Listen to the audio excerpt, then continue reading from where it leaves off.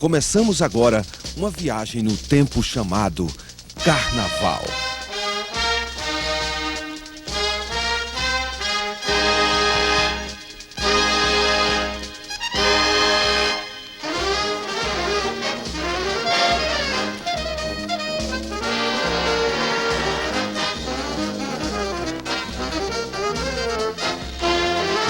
Que nave louca é essa, a navegar sem rumo e sem destino? Que festa delirante é essa que, trafegando no tempo, toma a todos, arrastando multidões num mar de segredos e desejos? Festança transgressora, liberalizante, individual e coletiva, que faz o ser carnavalizado, passo a passo, colocar ou retirar a máscara. Olha, eu acho que a história do carnaval, ela está profundamente vinculada ao inconsciente das pessoas. Quer dizer, o carnaval, ele vem de um substrato dionisíaco, ele vem da procissão, ele é ritualístico, que começam com o rito em louvor a Dionísios, em louvor a esse deus que era o deus da fertilidade, o deus da colheita, o deus das vindinhas, o deus da embriaguez, que em Roma ganha o nome de Baco, e daí as bacanais, as saturnálias. Ele está tão profundamente ligado ao inconsciente coletivo, sobretudo de uma raça sui generis, como é a nossa. A alma brasileira é uma alma carnavalizada, porque de tudo nós fazemos um carnaval. Essa coisa do carnaval é tão forte que, quando chega o período momesco, todo mundo joga para fora o quê? Seu sonho, sua ilusão, sua mais remota ancestralidade de desejos. Quer dizer, é o tempo da mutação, da transfiguração. O carnaval tem esse sentido, quer dizer. O carnaval tem um grande fator, ele dá um nivelamento das estratificações sociais. Ele vai juntando todo mundo na mesma rua, na mesma loucura, no mesmo espírito dionisíaco, na mesma celebração bacante, no mesmo desejo de rir, de gargalhar, de sobreviver. Recife, cidade das águas e das pontes, que fazem a história trafegar de uma ilha a outra, da dominação às revoluções libertárias, da província para o mundo, pois o mundo começa aqui. Nessa viagem pelo Rio Caudaloso, chamado Carnaval, vamos fazer também uma ponte entre o seu passado e o presente.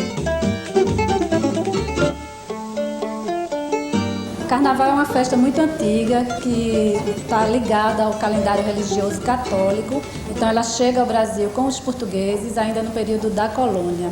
Nesse primeiro período, no período colonial, o Carnaval se chamava intrudo, era comum se chamar de intrudo, fazendo alusão exatamente ao período de introdução à Quaresma, né? Então estava muito ligado à questão religiosa.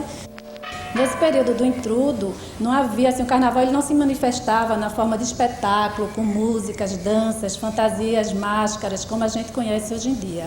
Era um carnaval mais restrito a grupos e se caracterizava basicamente pelos jogos de lima de cheiro. Em 1780, já se manifestava a preocupação das autoridades civis e religiosas com as festas populares. No século XVIII, na frente das igrejas de Nossa Senhora dos Homens Pretos, eram celebradas as coroações de reis do Congo. Mas o que estava por trás dessa coroação? Ascendência social? Pura festa? Na época, os senhores de escravos, os senhores donos de fazenda, os senhores, os plantadores de cana e que tinham engenho de açúcar, e para então moldar melhor os seus escravos, aí então escolhia aquele mais dócil entre eles e que tinha uma certa ascendência sobre os demais, para então coroá-lo com a cerimônia e para torná-lo considerado rei do Congo. Com esse termo, com essa terminologia de rei, mais uma vez a herança europeia, rei. E o todo-poderoso rei do Congo era coroado não para servir aos negros, e sim para servir aos senhores donos de fazenda, aos senhores donos de escravos. Com o desaparecimento dos reis de Congo e a chegada da abolição, as nações que já estavam constituídas foram dando forma ao maracatu de baque virado. Mas de onde vem o nome maracatu? O maracatu era uma senha que quando os escravos estavam aqui na igreja do Pátio do Terço, no átrio, estavam então foguedeando ou pagodeando, o povo do lugar, ou seja, os não negros, eles ficavam preocupados, porque eles estavam falando naquele ritual, naquele dialeto natural. Aí ficavam preocupados e chamavam a polícia. Aí eles tinham uma senha para debandar, que significava duas palavras, maracatu. O mais antigo do Recife é a Nação Elefante, fundada em 1800 e que teve como rainha a inesquecível Dona Santa, coroada em 1947.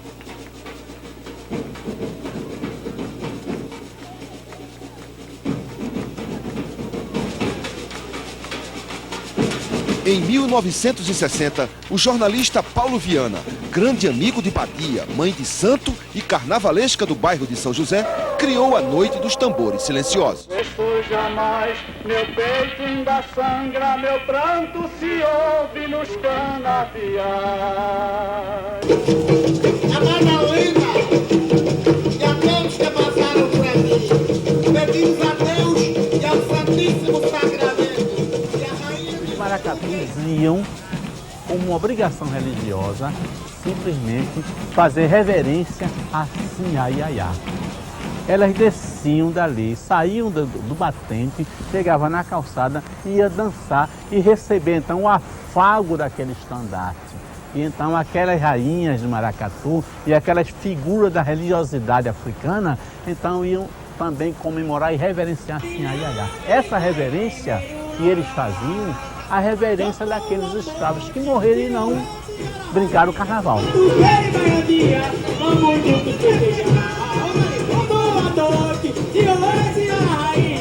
O maracatu de Pernambuco segue seu caminho, relembrando seu passado, dialogando com o presente, maracatucando em direção ao futuro.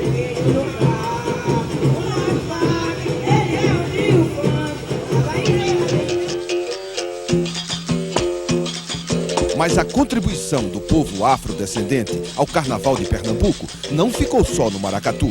Foi da ginga da capoeira que nasceu os passos da dança chamada frevo. A ginga da capoeira, que é a ginga da capoeira, que é nada mais nada menos o abre-ala do frevo.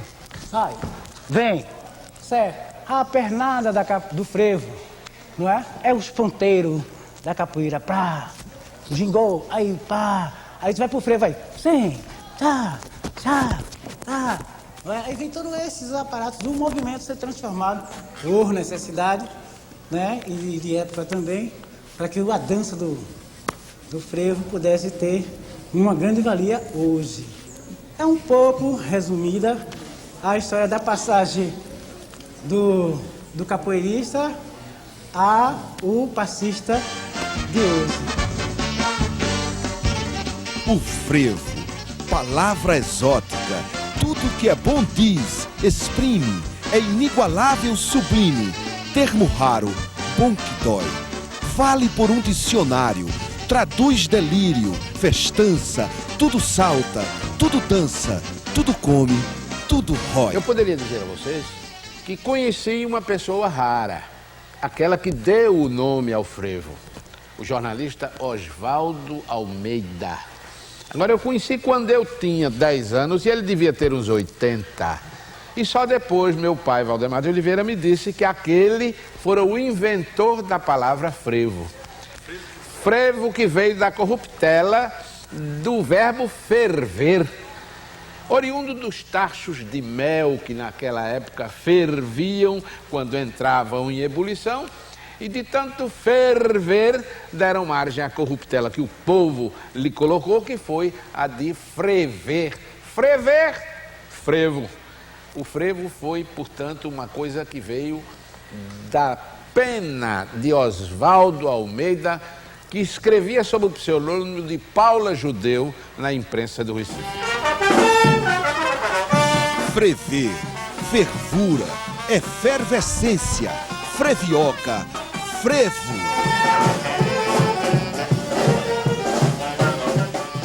Os elementos formadores do frevo são 5. Primeira modinha. Vou dar um exemplo de uma modinha.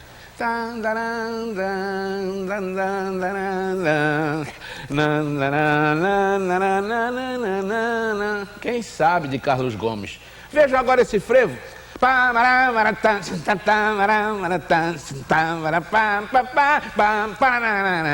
O dobrado, Canhão 75, por exemplo.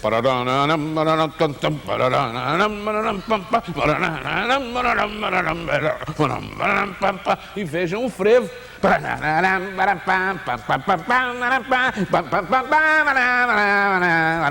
Em cima, sem dúvida alguma. A quadrilha.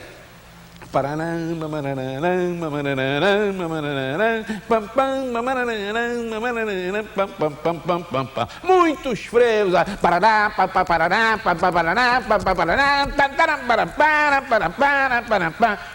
Machixe.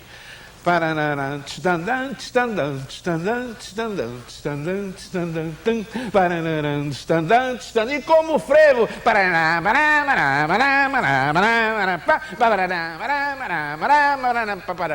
A polca, com a sua saltitante graciosidade.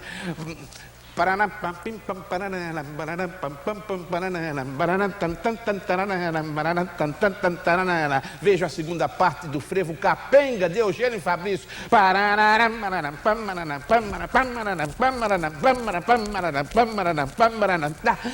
Onde vocês sentem que esses elementos todos estão presentes.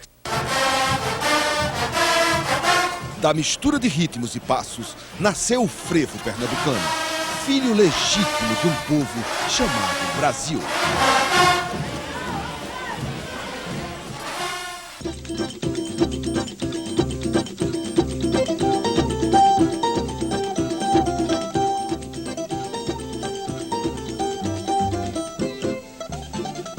Novo modo de brincar o carnaval, o corso. É um desfile de automóveis. Agora, esses automóveis eram preferentemente os carros de capota arriada. Então, eles continham dentro desse seu, vamos dizer, continente, continham as pessoas das altas famílias de Pernambuco, que se fantasiavam, se ajeitavam todas, sentavam-se em cima daquilo que seria a capota e ali então iniciavam o desfile pelas ruas do Recife, que eram, no caso, Rua da Imperatriz, Rua Nova, Pracinha, fazia volta na Praça Sérgio Loreto, pegava a Rua da Concórdia e novamente. Agora isso em mão dupla, o que significava que de vez em quando eles se reencontravam, por exemplo, na Rua Nova, para as grandes batalhas de confete, de serpentina, de jetones, de limas de cheiro, que eram verdadeiras alegrias. Eles esperavam quando iam se reencontrar, porque as famílias todas eram amigas, não havia violência, não havia nada, era um carnaval puro, um carnaval muito feliz. Na década de 70, o corso foi proibido. Algumas razões são levantadas: as dimensões que o corso tomou, o clima político da época e os excessos praticados pelos foliões. O carnaval nos clubes sociais do Recife teve também seu tempo de glória. O Clube Internacional comandava o grande carnaval na década de 40, 50, até 60.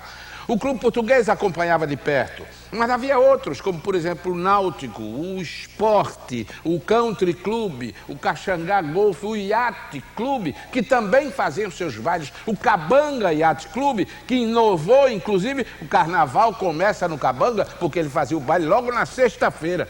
Eram bailes monumentais, a quantidade de pessoas e a quantidade de namoros, de noivados e de casamentos que resultavam daquilo que eram as grandes festas do carnaval, ainda hoje podem ser assinalados. Muita gente teve seus pais começando o namoro naquele tempo.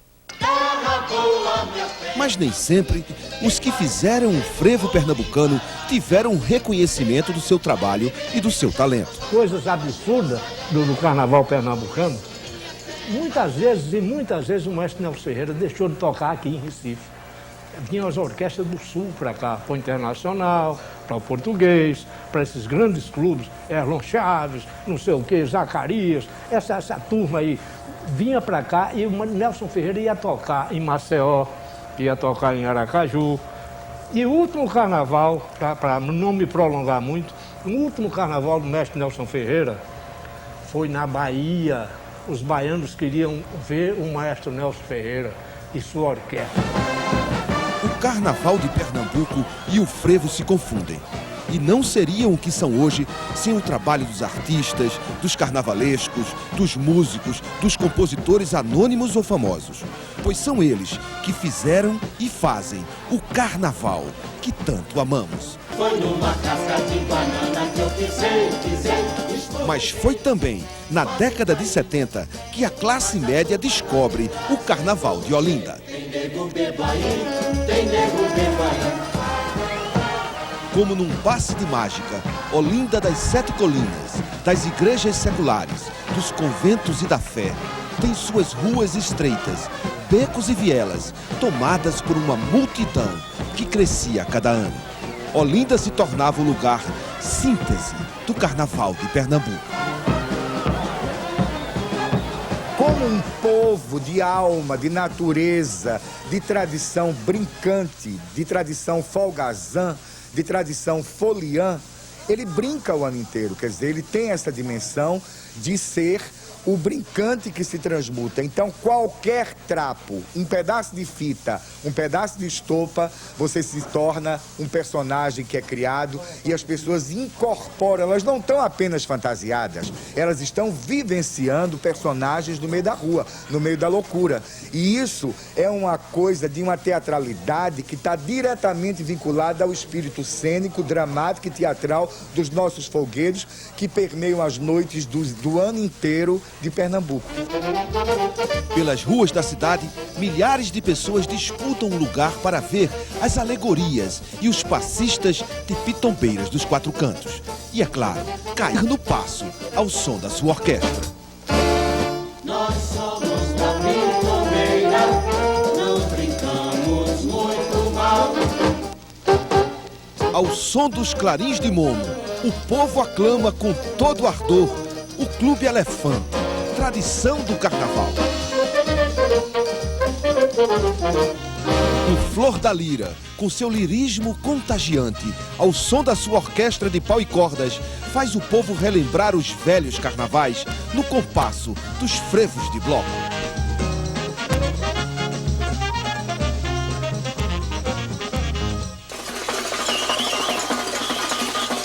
De repente, ao sol do meio-dia, resplandece o brilho multicolorido das cabeleiras dos guerreiros de lança do Maracatu de Barçou.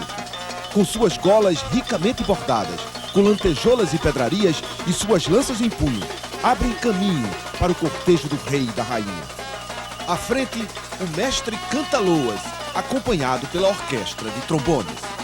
Ganhando a vitória na maior tranquilidade, procurando a felicidade sem saber onde ela mora.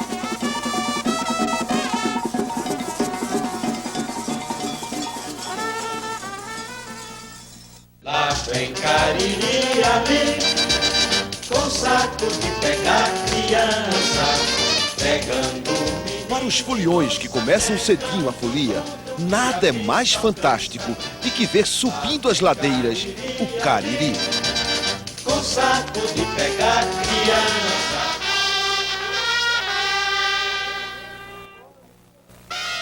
Mas todo esse rico e plural carnaval em Olinda começa no sábado, com o gigante Homem da Meia-Noite.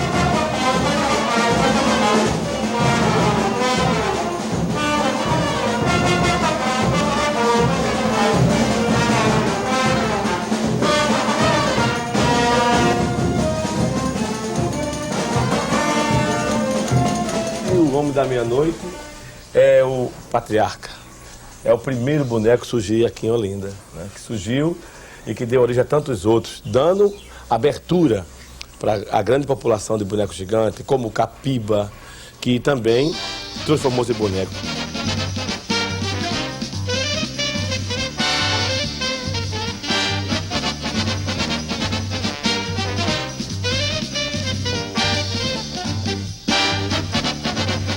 Olinda é o espaço aberto à criatividade, a crítica e a irreverência. A cada ano, mais blocos e troças juntam-se aos tradicionais. Alguns se tornaram símbolos do carnaval pela sua animação e posição política. Eu acho é pouco. Segura a coisa.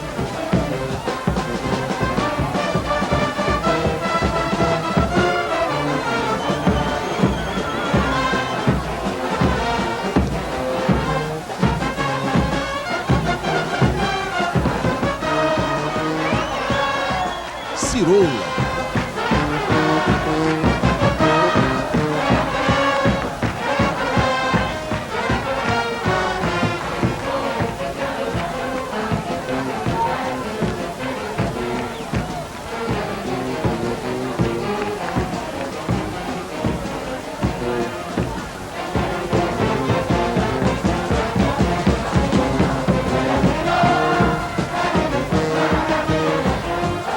Na quarta-feira de cinzas, parece que tudo vai recomeçar com o bacalhau do Batata.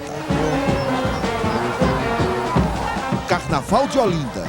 Ontem, hoje e sempre, o lugar da alegria, onde todos irmanados festejam o tempo da fantasia. Uma das mais fantásticas manifestações carnavalescas de Pernambuco é o maracatu rural, ou maracatu de trombone, de orquestra ou cambinda, como era conhecido no século XVIII. A gente considera que a origem estaria na festa de coroação de reis negros, mas há outros elementos em que a gente encontra nas festas ibéricas ainda hoje, né? Remanescentes de festas pagãs e que a gente tem no maracatu. A presença do índio está diretamente relacionada tanto com o próprio indígena, o próprio elemento indígena, como com a colonização. O povo do campo, da senzala do engenho, necessitava de um maracatu. E eles não se empolgaram no barco virado porque era um maracatu que só tinha mais mulher. E o maracatu, eles tinham que criar uma novidade deles, por causa que eles criaram maracatu só de homem. Para os homens TV. E na época do maracatu, do início do maracatu, ele tinha mais. Quem tinha oportunidade era as mulheres. E no baque solto tinha que o homem ter oportunidade. Aí onde criou o maracatu de baque solto, na senzala do engenho, pelo próprio povo do campo. Cantando, tocando, dançando com as suas próprias ferramentas de trabalho.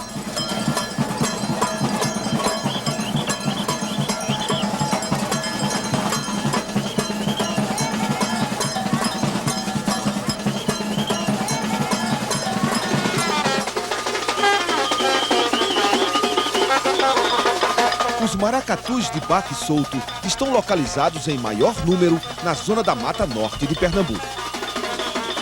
Seus componentes, trabalhadores da cana-de-açúcar, saem do eito para brincar de engenho em engenho, de vila em vila, até as ruas do Recife e Olinda. A história do carnaval pernambucano tem um lugar reservado para a gravadora Rosenblit. O pesquisador Hugo Martins fala sobre o assunto. Em 1953, surgiu aqui em Pernambuco a fábrica de discos Rosenblit, que tinha aqui a etiqueta Mucambo, era uma etiqueta com o nome de Mucambo. E a primeira gravação da fábrica de discos Rosenblit foi o frevo de Nelson Ferreira, Come e Dorme. Isso em 1953. A primeira música gravada do Carnaval de Pernambuco foi Borboleta Não é Ave, de Nelson Ferreira, 1923. Grandes cantores da época, como Claudeonor Germano, como Expedito Baracho, como Wilson Duarte. Em 1957, Nelson Ferreira compôs Evocação, hoje conhecida como número 1, porque ele fez 7. Evocação número 1, 1957. A primeira música do Carnaval de Pernambuco que tomou conta do Brasil. Este disco foi o mais vendido neste ano em Rio, São Paulo, Pernambuco. Entre tantos e geniais intérpretes e compositores do nosso frevo, Wilson Duarte e Claudionor Germano têm histórias para contar. Passados tantos anos, eu hoje me vejo intérprete de já 123 músicas do Capiba. O maestro Nelson Ferreira foi um homem que ele tinha orquestra de baile, tocava no Internacional, no Esporte, em todos os clubes aqui, o maestro Nelson atuava, tá entendendo? Porque ele era realmente um grande músico, ele tinha uma orquestra de dança, e eu era o cantor também, eu e Voleide Dantas, éramos os cantores do maestro Nelson Ferreira.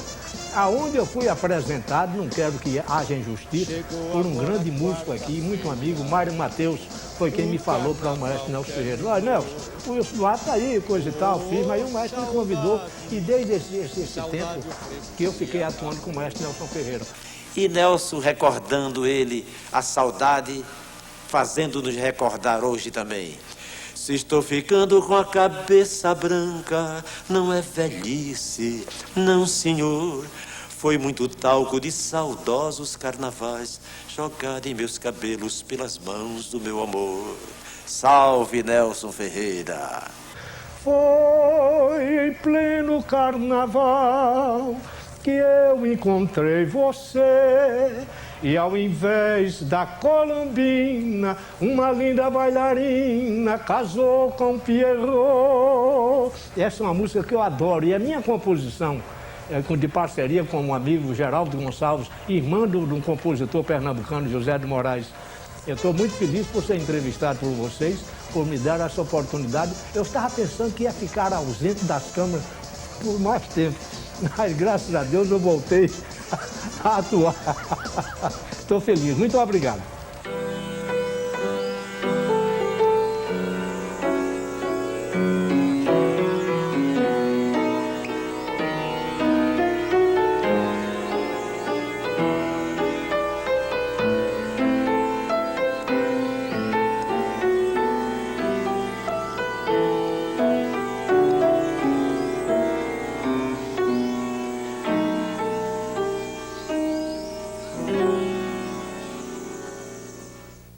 Capiba, ele considera somente os seus frevos a partir de É de Amargar, de 1934.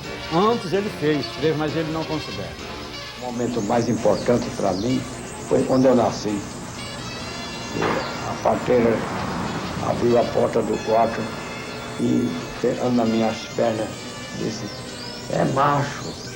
Capiba, por exemplo, é considerado como o poeta do frevo canção.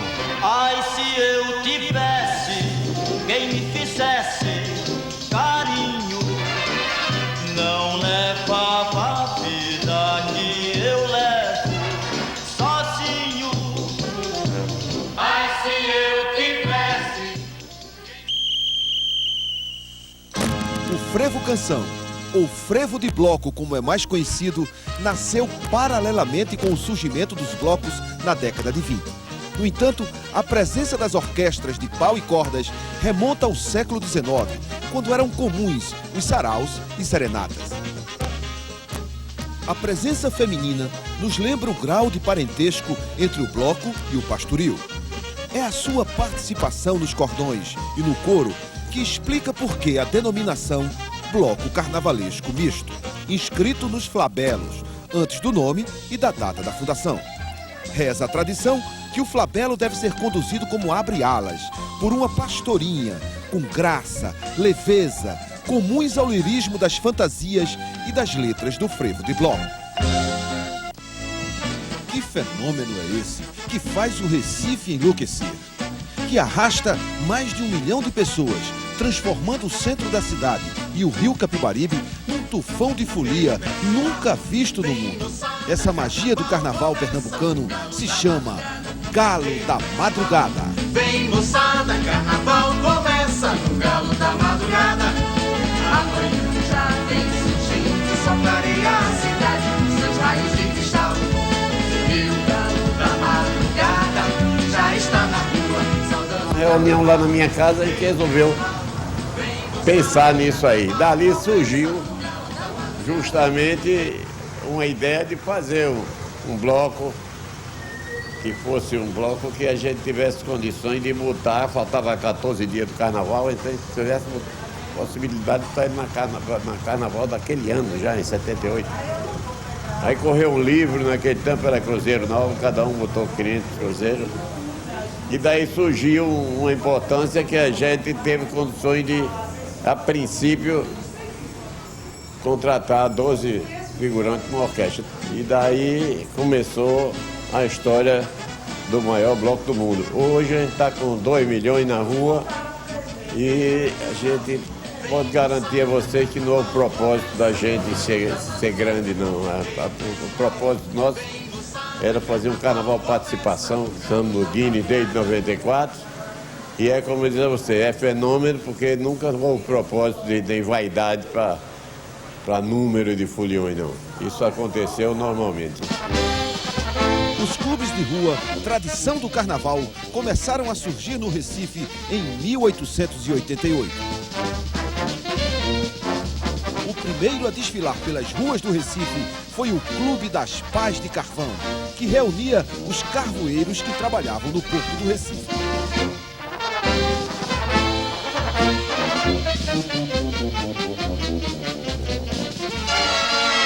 Depois veio em 1889 o Vassourinhas, que representava os varredores do Recife.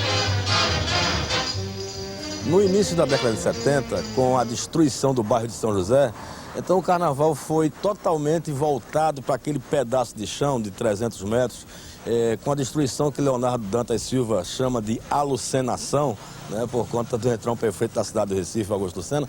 Então o nosso carnaval nunca teve essa tradição de passarela. A passarela do carnaval do Recife era uma só. Eram todas as ruas estreitas do bairro de São José, desaguando aqui no bairro de Santo Antônio e da Boa Vista.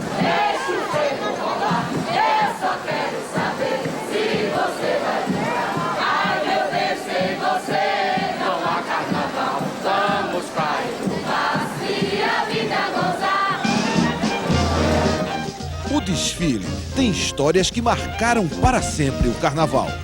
Foi no carnaval de 1956, não é, o grande desfile acontecia aqui no centro da cidade, em frente ao Diário de Pernambuco.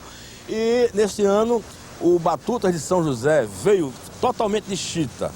Aquela roupinha pobre, humilde, e tirou em primeiro lugar. E o Madeira veio exuberante, com temas, um tema mirabolante, coisas assim, evocando a Europa. Acontece que a comissão achou por bem dar o título de campeão a Batutas. E Madeiras perdeu. Nesta mesma noite, procuraram o mestre Capiba e o mestre, de imediato, fez, queiram ou não queiram os juízes, o nosso bloco é de fato campeão. Então tá aí Madeira que o Cupim não rói, que é sucesso hoje no mundo inteiro.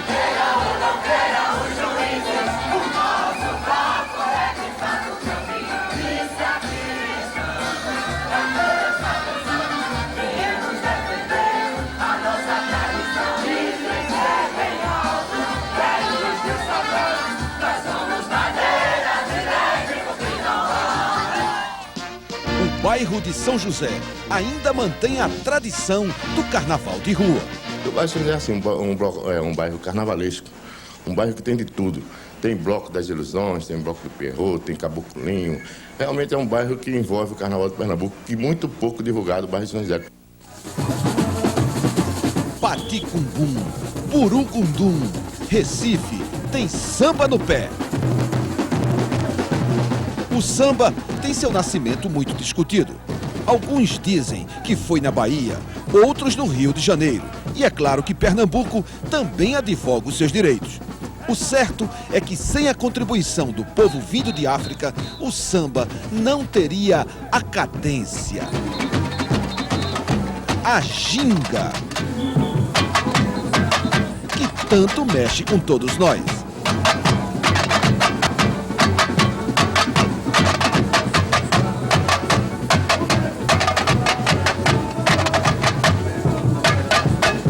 Mas o Carnaval do Recife corre pelas veias da cidade. Os ursos fazem a festa nos bairros e no desfile oficial no centro da cidade.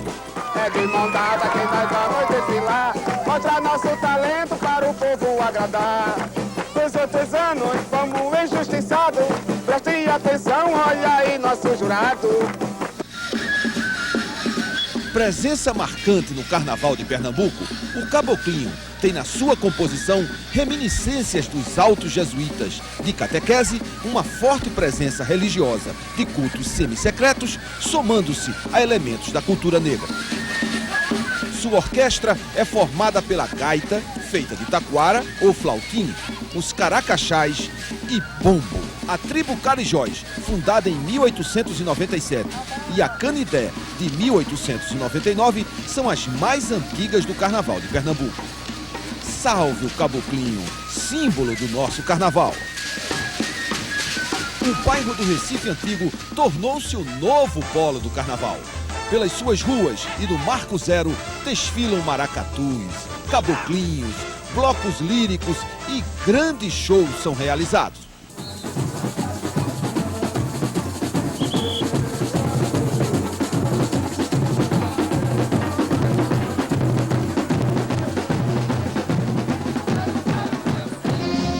Bezerros, cidade do agreste pernambucano, é a capital do Papangu. O Papangu ele estava presente nessas procissões de cinza, portanto é bem próximo ao carnaval, né, já na quarta-feira de cinza. Essa procissão que era muito faustosa, muito rica e que atraía uma grande concorrência, ela trazia à frente o Papangu, que era exatamente uma figura mascarada, vestida de túnica, com a cabeça coberta e abertura para os olhos, e que a função dele era exatamente ir relhando, né, com um chicote na mão, para ir abrindo lugar para o préstito passar. Em triunfo, a festa fica por conta dos caretas, com suas máscaras e chicote. A origem do careta, ela veio do reizado, onde o reizado existe o mascarado. Então, a partir daí, era uma época de carnaval. Alguns destes brincalhões do reizado se separaram do grupo. E ao se separarem do grupo, brincavam sozinhos. E depois disso, vieram o reilho. O reilho é originalidade de quê? Dos tangedores de burros. Então, quando eles viram aquilo, eles começaram a brincar.